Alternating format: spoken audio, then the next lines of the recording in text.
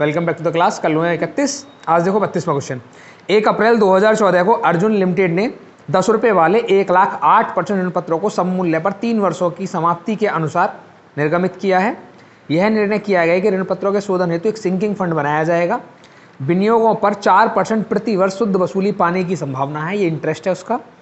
Sinking fund सारणी से ज्ञात है कि विनियोग की अर्जन क्षमता 4%, ब्याज की राशि प्रति वर्ष 3 वर्षों के अंत में 1 रुपये मूल्य प्राप्ति हेतु प्रत्येक वर्ष में 0.320348 विनियोग किए जाएंगे, जिनमें अर्जित ब्याज की राशि शामिल है। 31 मार्च 2017 को बैंक शेष 4,84,720 रुपये था। उसी तिथि पर विनियोग को 6,50,000 रुपये में बेच दिया गया है।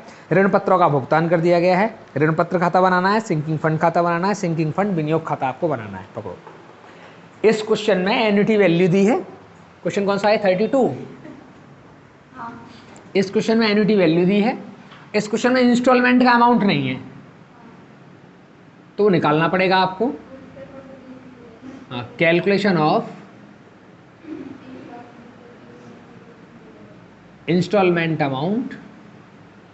मैंने पहले ही बताया था तुमको, अगर एन्युटी वैल्यू, जो एन्युटी वैल्यू है वो अगर 0 पॉइंट ऐसे कुछ दी है, या फिर एन्युटी वैल्यू ऐसे 1 से लेके 9 तक और फिर पॉइंट लगा के फिर 0 पॉइंट ऐसे कुछ दी है, तो जब वैल्यू 1 2 3 4 5 से शुरू होगी तब तो आपको डिवाइड करना है, और जब वैल्यू 0 से शुरू होगी तब आपको मल्टीप्लाई करना है। लेकिन मल्टीप्लाई करना किस में है?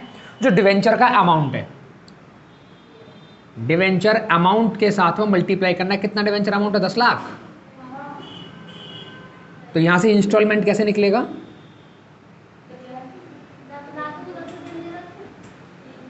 1 लाख डिवेंचर है और 10 रुपए वाले हैं, तो इसीलिए मैंने उसको 10 लाख कर दिया है। ठीक है, मैं लिख देता हूं 1 लाख डिवेंचर है और एट द रेट ऑफ 10 रुपए का, ऐसे ही। तो 10 लाख का आपको करना क्या है? एन्युटी वैल्यू 0 पॉइंट वाली है, तो 0 पॉइंट वाली में मैंने मल्टीप्लाई बताया, इसमें मैंने भाग बताया। इसमें मल्टीप्लाई करना पड़ेगा 0 पॉइंट कितना बताओ जरा? 320,348। इन दोनों का कर दो मल्टीप्लाई, ये इंस्टॉलमेंट आ जाएगा 3,20,348 रुपया पर ईयर का वो इन्वेस्ट करेंगे इन्वेस्टमेंट अकाउंट में। बात आ गई यहाँ तक समझ में? ये वैल्यू मिसिंग थी, बाकी क्वेश्चन पहले जैसा है। पहले बनेगा डिवेंचर अकाउंट। कितने परसेंट का डिवेंचर है? 8% debenture account. In the books of, अगर किसी कंपनी का नाम दिया है, किसी फर्म का नाम दिया है तो वो आपको लिखना, नहीं दिया तो कोई बात नहीं।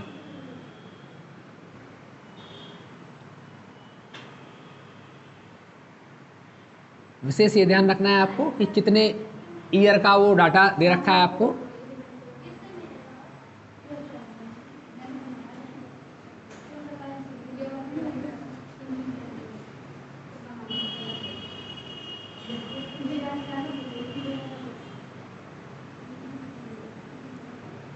देखो, जब भी हम डिवेंचर अकाउंट बनाएंगे तो उसमें आपको 2 बातें याद रखनी है।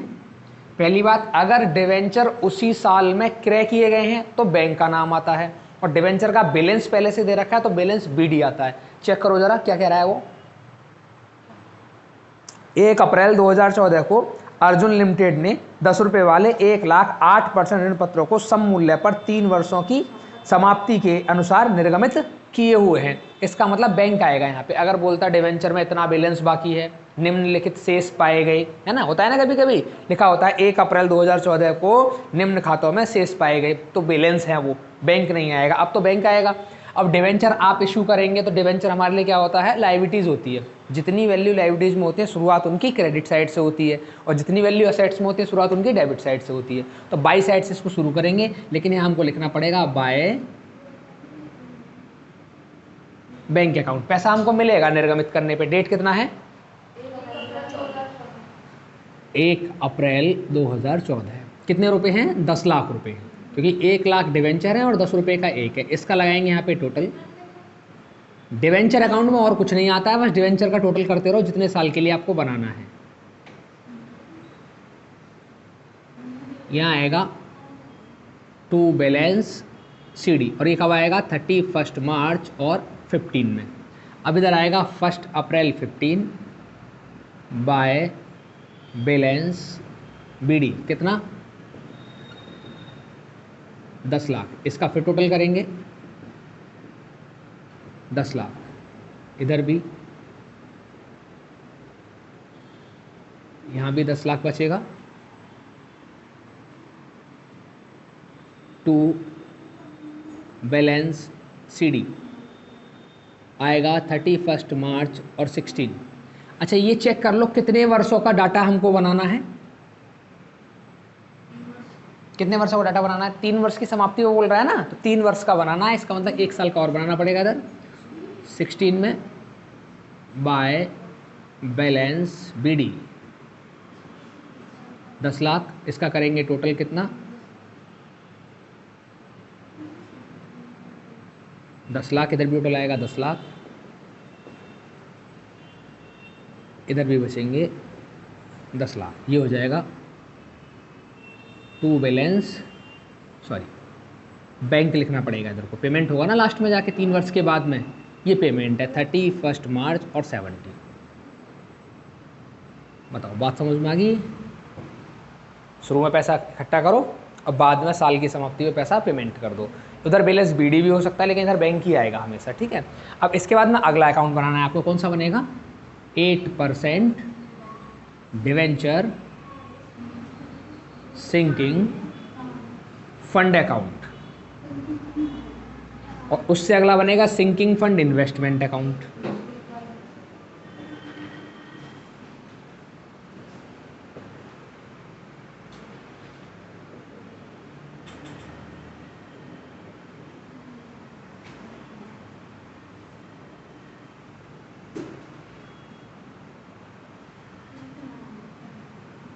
सब कुछ वैसे ही लिखा जाएगा, date particular amount, date particular amount, ठीक है।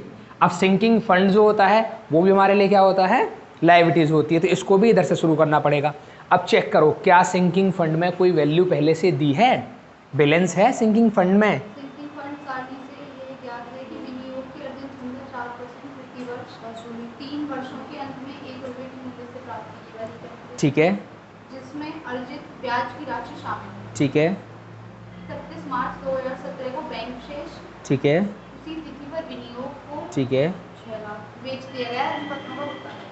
इसका मतलब ये है कि पहले से कोई भी बैलेंस तुम्हारे पास नहीं है, तुमको तो इन्वेस्ट करना ही पड़ेगा बैलेंस, है ना। चलिए अच्छा, बैलेंस जो इन्वेस्ट होता है वो साल के लास्ट में करना पड़ता है या साल के शुरू में करना पड़ता है ना, तो हमें साल के लास्ट में इन्वेस्ट करेंगे बैलेंस को। देखो कैसे कर पाएंगे, इधर क्या आएगा 31 मार्च और कितना आएगा 15, तो लिखेंगे इधर बाई साइड में bye profit and loss account.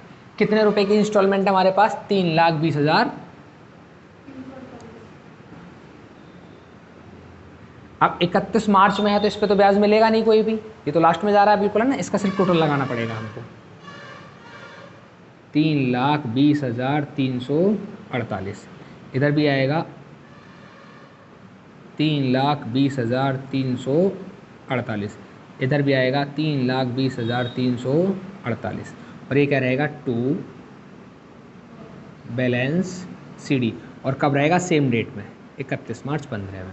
अब इधर आएगा 1 अप्रैल 2016, इधर रहेगा बाय बैलेंस बीडी, कितना बैलेंस 3,20,348 रुपया। अब आएगा इधर 31 मार्च 17, अब 17 हो जाएगी तो एक तो इसमें अगली इंस्टॉलमेंट आएगी और साथ में पुराने वाले बैलेंस पे ब्याज आएगा, है ना। देखो by interest on debenture sinking fund investment account, कितने परसेंट का ब्याज चल रहा है उसमें, 4%। इसका निकाल दो 4%, 12,813, तो इसको मैं 14 कर दूं, ठीक है। अब इसके बाद में bye profit and loss account कितना, 3,20,348 कर दो ऐड।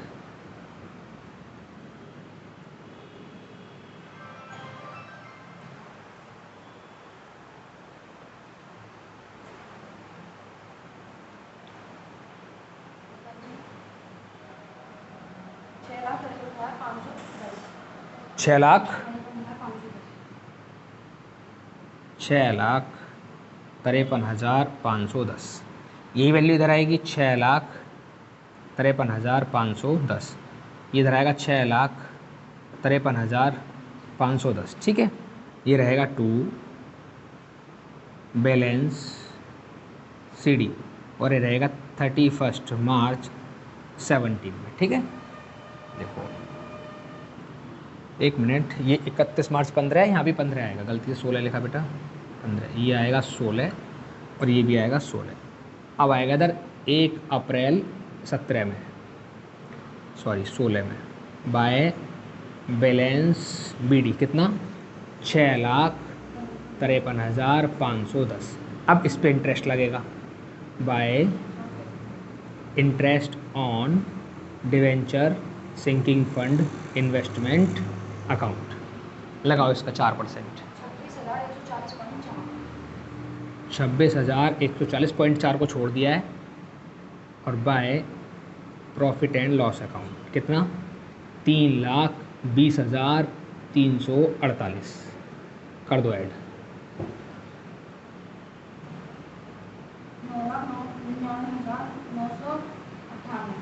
9,99,998, 9,99,998।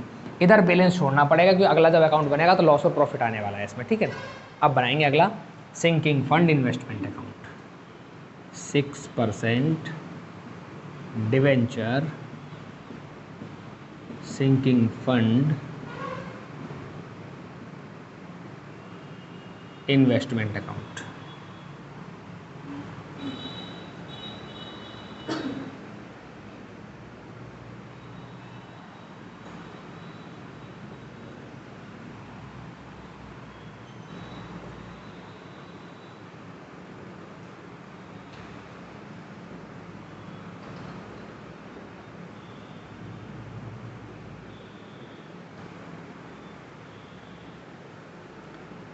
कितने लाख रुपए में बिका है इसको देखो जरा एक बार,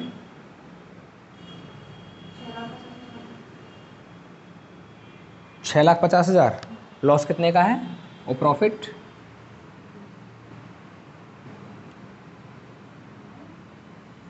लॉस प्रॉफिट दे रखा है क्वेश्चन में,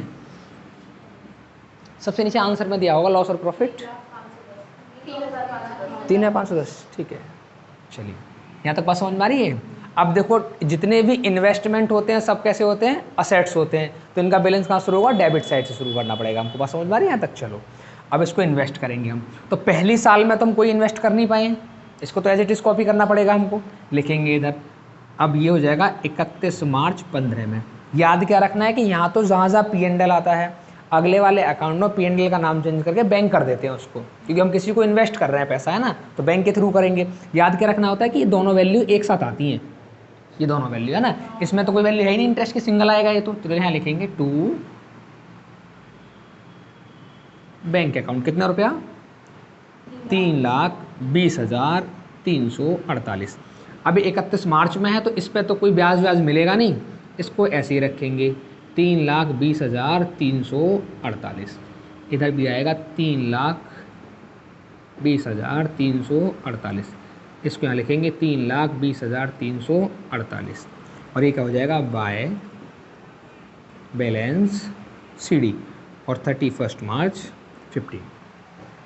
इस अकाउंट में इस अकाउंट में एक चीज़ कॉमन है कि इधर की जो भी वैल्यू हो वो इधर लिख दो और इधर की जो वैल्यू हो वो उधर लिख दो, बस नाम चेंज कर दो, P&L इंटरेस्ट को बैंक के नाम से शो कर दो, बाकी सब कुछ ऐसे चलता रहेगा।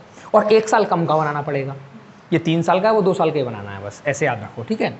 चलो अब इसका करेंगे 1 अप्रैल 15 में, टू बैलेंस BD 3,20,348, और इसके बाद में आएगा फिर इधर 31 मार्च 16 टू बैंक अकाउंट इंस्टॉलमेंट जमा करनी। इंस्टॉलमेंट कैसे बनेगी, इन दोनों को ऐड करके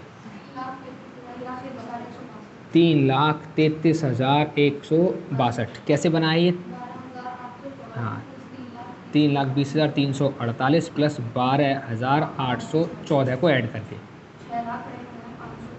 6,53,510। इधर भी लिखेंगे 6,53,510, इधर भी आएगा 53,510 और ये हो जाएगा इधर बाय बैलेंस CD और ये आ जाएगा 31 मार्च 15 में।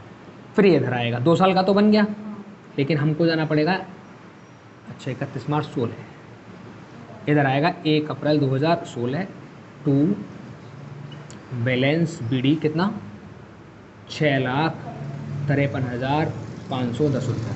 लेकिन इस बार हमको इन्वेस्ट नहीं करना अगला अमाउंट, 1 साल 2 साल 3 साल का टोटल, तीसरे साल में जाके इन्वेस्ट नहीं करना है, उसको ब्लैंक छोड़ देना है, लास्ट वाले को ब्लैंक, ठीक है। लेकिन इसको बंद तो करना पड़ेगा। अब बंद कब होगा ये 31 मार्च में जाके, 31 मार्च 17 में जाके। इस अमाउंट को हमने जितना अमाउंट इन्वेस्ट किया इसको मार्केट में हमने सेल कर दिया, कितने में 6,50,000 में, है ना, बोला है क्वेश्चन में। तो यहाँ लिख दो बाय बैंक अकाउंट, ये क्या है सेल किया है तुमने, है ना, कितने में 6,50,000 में, और ये है 6,53,510, इधर भी आएगा टोटल में 6,53,510। अब 6,53,510 की चीज़ को 6,50,000 में बेच रहे हो तो कितना नुकसान हो गया 3,510 का क्या है लॉस।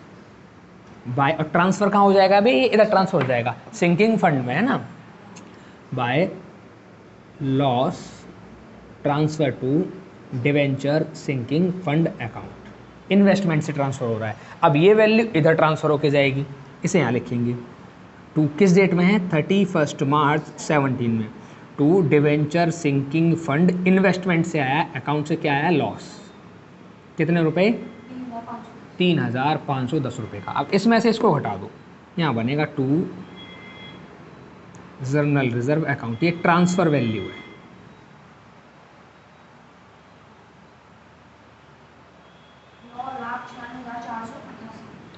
$9,96,488। क्वेश्चन खत्म हो गया।